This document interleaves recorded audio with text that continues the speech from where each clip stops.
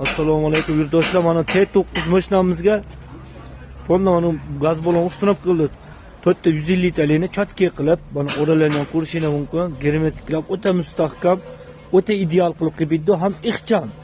Ham mana qo'shimcha gaz balon muzlamadan qilib, 10 trubkalar tot zo'rlab edi. Egalari ham xursandlar. Profilli qo'yini. Ondan yaqinda ustunib qilishgan ekan, 5 torkonda chiqib ketgan ekan. Mana orasidagi zazor 10 cm zazor bor mana. Ikkala tomonidan qo'yishinglar mumkin mana. Ikkala tomonidan tegib turibdi. Buni qo'yib zaytdan qo'yinglar. Bolachalar ham beton bo'lib ketgan. Ishga gap yo'q. Bir-birisi aqlli bolalar.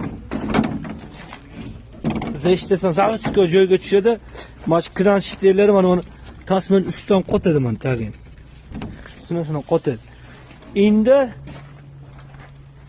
nimani olayni, mana uni olayni. Temirni olib qo'yingni tag'in. Siz shuni qadab turibsizmi? Ha.